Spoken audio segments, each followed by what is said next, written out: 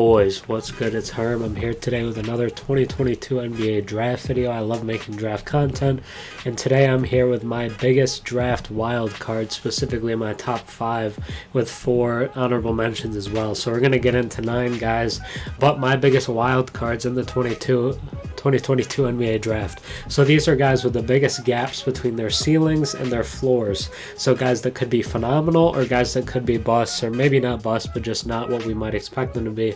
I think there are a bunch of guys in this year's draft, especially, you know who one is, it's Shaedon Sharpe.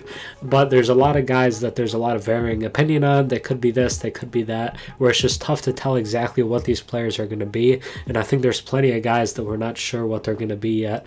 You know, with any draft, there's, pretty much any prospect is a wild card to some extent, but these are the biggest wild cards in my opinion. But before I get into it, think about subscribing. It's free, it's easy. If you don't like the content, as unsubscribe later, that's fine. But I'm trying to hit 3,000 by the end of the month. I think we'll hit it, so I appreciate all the support lately. But without further ado, let's get into the video. So my honorable mentions. With the first honorable mention, I have Michael Foster out of the G League Ignite, a guy that's averaging over 14 points a game in the G League this year. Is a guy that was a top 10, I believe, right around top 10 prospect out of high school, a guy that was viewed very highly. But even though he's performing well in the G League, people just aren't sold on him. I don't know exactly why that would be. Is a pretty good scorer of the basketball, just does a lot of things well, but not the best athlete out there, so maybe people just don't see where he fits into the NBA. But I think Michael Foster could be a very good NBA player. Was good out of high school and was pretty good in the G League as well. Peyton Watson out of UCLA, a guy that was 12th in the ESPN 100 coming out of high school, but just didn't really play many minutes this year at UCLA, and a good UCLA team. He just didn't play a lot of minutes, didn't get a lot of run time, but great athlete, phenomenal scorer of the basketball. The third one I have, Max Christie out of Michigan State, another top 15 guy out of high school who, wasn't quite what we expected, but is a very good scorer of the basketball, good shooter, but just wasn't great in college. So a lot of these guys just weren't fantastic in college, and it makes it hard to tell exactly what they're going to be.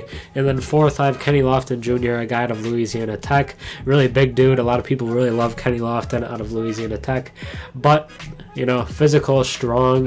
People like to compare him to Zion because they're both really big dudes, but has slimmed down for the combine. Dropped a pretty decent amount of weight, and is a guy that could be really good, but didn't play a ton of competition at Louisiana Tech. Obviously, it's more of a mid-major than like one of these big major schools, but I think he's going to be a good player. But those are my 4 honorable mentions. But let's get into the top 5. At number 5, I have a guy, Patrick Baldwin Jr. out of Milwaukee, a guy a lot of people think is a first-round talent, and I wouldn't necessarily disagree with you, but I think there's a lot to look at here. So, out of high school, he was ranked number 5 in the draft. In the class. Out of high school, had a lot of offers from the top D1 colleges. Ended up choosing a mid-major, the one his dad coaches in Milwaukee, and that's cool. I mean, that's fine, whatever. But it did definitely impact how people view him, because he played much lower competition, right? And only averaged 12 points a game against that competition.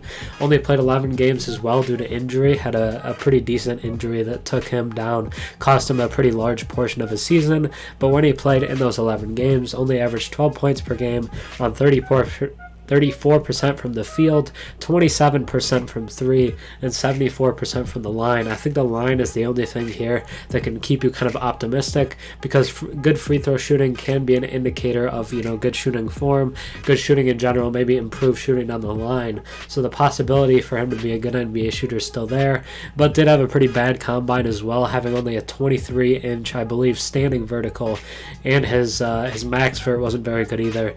A couple of the worst vertical measurements they've gotten in a long time, but a lot of people as well contributed that to his ankle injury, that he clearly wasn't 100% at the combine, and I think you could see that as well. So, but out of high school is viewed as a 6'10 shooter, a guy that could get a shot pretty much anywhere he wanted, be really efficient as a shooter with some defensive upside. Not a phenomenal athlete, but is a guy that can shoot pretty much anywhere he wants, and with his height, his length, should be able to get any shot off that he wants. That's where the Michael Porter Jr. comparison comes in, kind of a Kevin Durant light is what MPJ is, with his elite shooting ability for his height, his ability to get to his shot, to pull over top of defenders, but he's probably not going to be the main guy in your offense, right? We saw that with Baldwin too in college, and any kind of the USA team stuff. Doesn't really want to be the lead guy, it wants to be more of a complementary piece. And in the NBA, that's okay, like that's fine, that's not a huge deal, but it is a cause for concern if you're looking at him like a lottery pick. I think though, draft wise, he's gonna go anywhere from 20 to 50. I think his draft range is really, really large. I don't know exactly where Baldwin will go, but I'm sure some team will take a swing on him. I think as a low, we're seeing a guy like Jared Sullinger, another big who could kind of space the floor a little bit as a shooter, but just wasn't super confident. Was drafted as a first-round pick, but just didn't turn out to be a whole lot. Lack of athleticism and vertical really hurt him as well. So if Baldwin, succumbs to something like that, that'd be pretty bad. But he does have a high ceiling, but his floor is also very low, and that's why I think he is the 5th biggest wild card in this draft class. At 4, I have Caleb Houstan out of Michigan, a guy a lot of people like Caleb Houstan as well. Was also recruited very highly out of high school, ranked number 8 in the ESPN 100, played a lot of minutes for them, 32 minutes a game for the University of Michigan.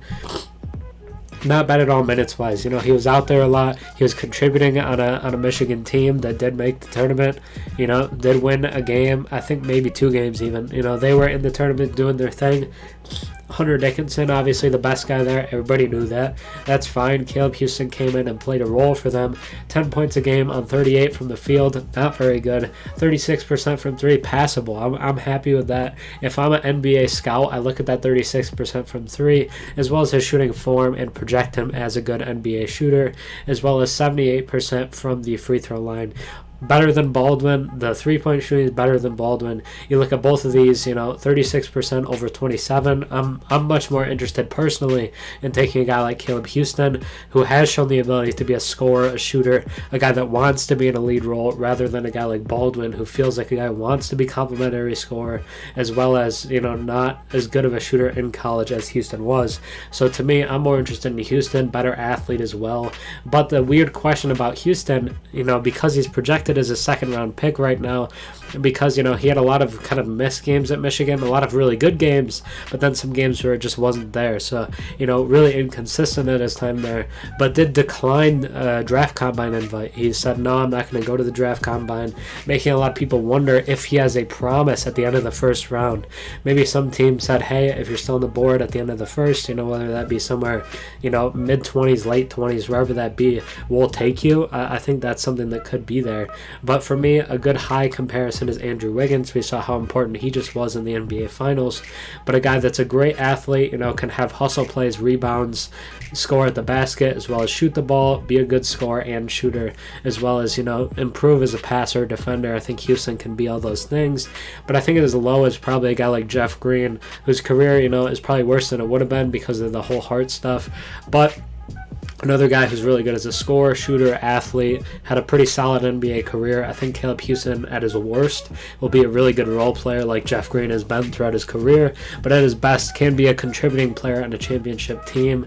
Also Michigan, I think used him really poorly, kind of forced him to be like a spot-up shooter off ball. I don't think Houstan should be that. As a small forward, 6'8", feels like a guy should have the ball in his hands a pretty large amount of the time. Good scorer, has some upside to be a good NBA scorer. Could be a guy someday we see average 15 points a game, something like that in the NBA, but could be just another role player. At number 3, I have Kai Sotto out of the Philippines, one of the guys that causes a lot of debate because I think he's a 1st-round talent. Some people don't think he should get drafted at all. Some people think he's a really late second. ESPN doesn't even have him ranked in their top 100 for the draft, which is ridiculous, by the way. Sports Illustrated has him in their top 60. A lot of mocks have him going in the 2nd round. I think he's a 1st-round talent. Was once viewed in the same breath as Chet Holmgren in high school, as 2 really tall, skinny guys, lanky guys in the AAU circuit. But, a guy that's 7'3" is taller than Chet Holmgren. You don't see too many 7'3" guys. That immediately grabs your attention. But with shooting upside as well, shot 38% from 3 and kind of a limited limited volume, and kind of a limited volume, but 38% from three in the NBL. I think you should be, happy with that. Was once thought of as a guy that was going to be, one of those G League Ignite kind of prospect guys, but that didn't end up working out. So he left the U.S. to play for the NBL, for the Adelaide 36ers of the NBL in Australia, and played pretty well for them in a limited amount of minutes, only 15 minutes a game, but 7.5 points.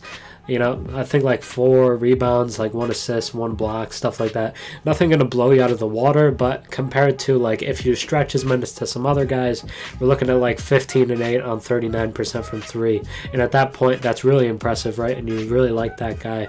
I think as high as someone like Kristaps Porzingis, a mobile 7'3" big who can stretch the floor, who can attack the rim, not going to be a great defender. I don't think Kai Sotto is either, because he's not the best athlete in the world, not the quickest laterally. I think his defense, as well as some of that other athleticism stuff, will cause him to take some time to develop in the league, but I think the potential is there to be a really good NBA player.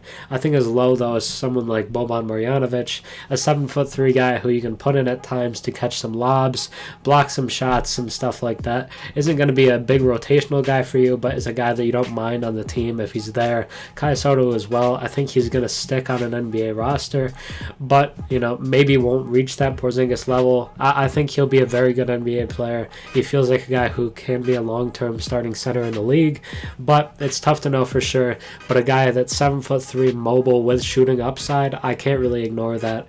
Is a guy to me that is a first-round talent right now, projected second round, but definitely is a big wild card in this draft class. At number 2, I have Jaden Hardy out of the G League Ignite, second biggest wild card in this class for me. Was ranked number 2 in the ESPN 100 for high school prospects coming out of high school. Did not participate in the combine, which is a little concerning to me because he seems to be slipping in mock drafts a little bit, and then decided not to participate. But did struggle in the G League this year, just efficiency wise it wasn't there. He didn't look confident a lot of the time, but is a phenomenal athlete, really good athlete. 6'4", I believe, as a shooting guard, not too bad, not too short. Has the ability to score the ball and shoot it, as well as with his quickness, athleticism, should be able to get steals as well, but faced tougher competition than these guys in college. Like you compare Hardy to a guy like Sharpe. Sharpe didn't play at all, and it didn't really take his kind of draft prospects that much.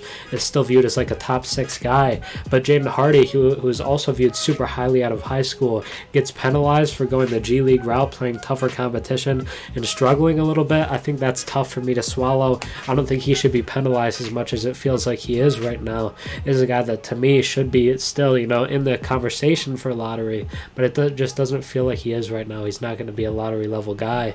Seems like a guy that's going to go in the teens, maybe the 20s, but did receive a green room invite, so must be the NBA thinks he's at least going to go first round, which he probably should, but who knows where he's going to go. He could go anywhere. Like, this dude could go anywhere. He could go in the lottery. He could go in the teens, the 20s.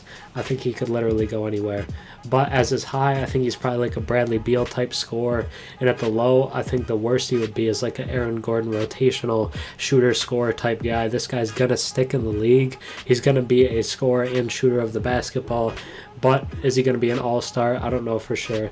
But the number 1 guy, Shaedon Sharpe out of Kentucky, was the top player in the 2022 high school class, reclassified to Kentucky this year but didn't play at all. Is a year removed from high school because of the reclassification, but draft eligible, but didn't play anything after high school AAU type stuff. Hasn't played at even like a 5-on-5 level at any kind of decent organized basketball since 2021. So this is kind of concerning to me as a prospect, but hasn't played since high school. No real competition level. High school AAU was the best he played against, but phenomenal athlete and shooter. If you've watched any highlights of him, this dude dunks from everywhere, pulls from everywhere, isn't afraid to shoot from really deep, throw down dunks, whether it be lobs or taking off from the lane, but viewed as an easy top 10 pick, and I think that's confusing to me next to a guy like Jaden Hardy. I get Sharpe's bigger, profile wise, his profile is a little better athletically, but Hardy to me is a guy that was viewed kind of similarly at a high high school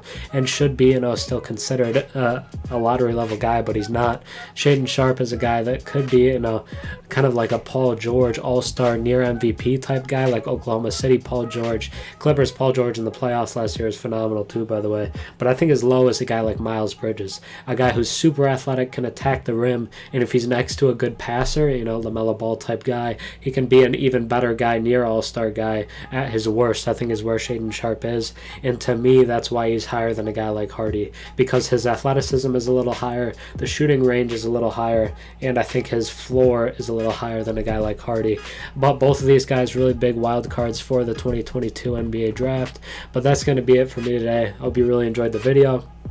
If you did, think about liking, think about subscribing if you're new. But again, appreciate the support. I hope you enjoyed. I love making draft videos, but those are my top 5 wild cards for this draft class. I think I'm going to stream for the draft on Thursday, be live on YouTube here, when the draft starts, kind of breaking down all the picks, talking about them live with you guys. So I appreciate the support. Thank you again for watching. That's going to be it for me today. Peace.